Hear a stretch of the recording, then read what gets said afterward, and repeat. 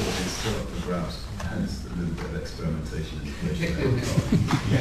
We don't normally look like.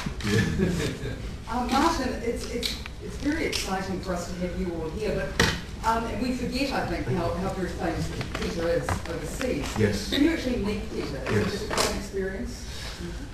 I sort of keep saying that he's as normal as is humanly possible for someone who is richer than Croesus. Yeah. With as much money and Oscars as he's got, he is phenomenally, genuinely normal.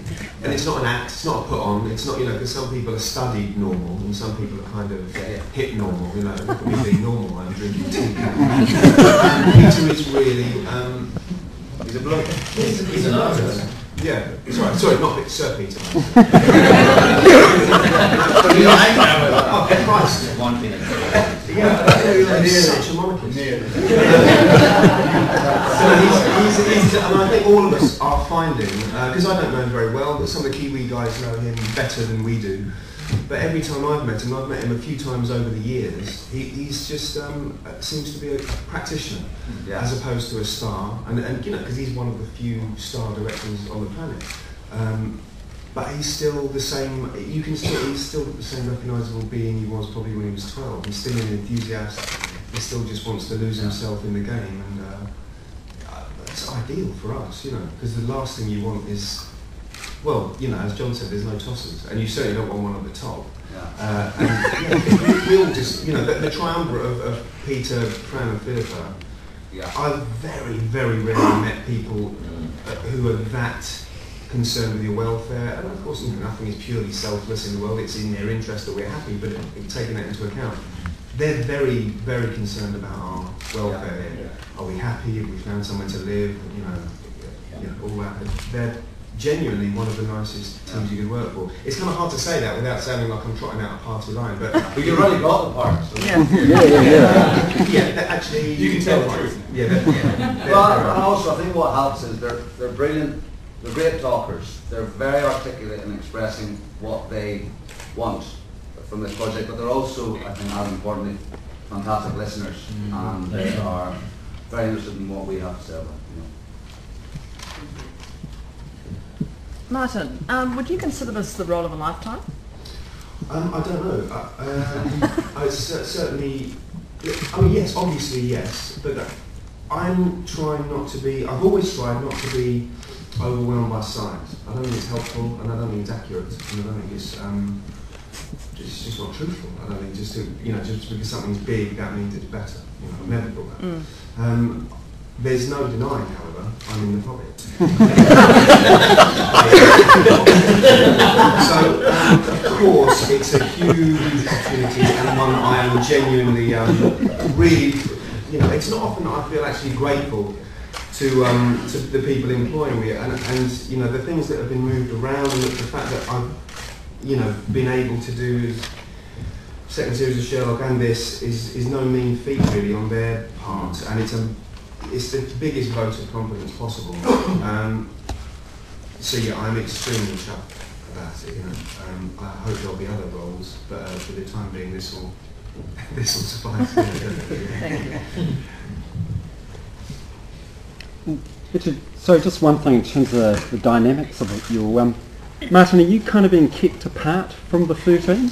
Yes. Just in terms of rehearsals? We've requested. I get it's an assumption on how actors work, but are they all bonding, but you can't bond as Never much? met him before. This is the first time. Just got my way down to look me in the eye. They're doing more dwarfy things together, I suppose. And some of the things all of us are doing, and some things just the dwarves are doing. Yeah. We're often told to keep a good 12-foot distance from, Mr. Baggins. Yeah, as I call myself. Not 3'7". We actually have to be 5 feet wide. It's only me as well. But no, I mean, there is a bit of that in work, but I think we can say genuinely that in social terms, we're all mucking in, we're all sort of crisscrossing and going up the meals, and you know, doing stuff together all the time. And also, as the film, as this all develops, we'll be spending, I assume, more and more time together. Because so much of our journey is with you. Totally, yeah, absolutely. Yeah. Yeah. Are you working with small body doubles? Have you started that process? We Smaller haven't than done you. a lot, have we? Yeah. We've certainly met a number of smaller people who are going to be our doubles, and also some stunt workers as well, and done some work with them. But we've not worked with the scale doubles to any large degree as yet. We will be. You will be. Yeah. Yeah. They're a great bunch of people. Yeah. And they're doing their own vigorous training regime alongside us. Is it reassuring to know that there's a smaller version of you ready to jump in at a moment's notice? And Yeah, I'm just do all concerned sorts that of there's a questions. woman playing me. I think everyone should go on there.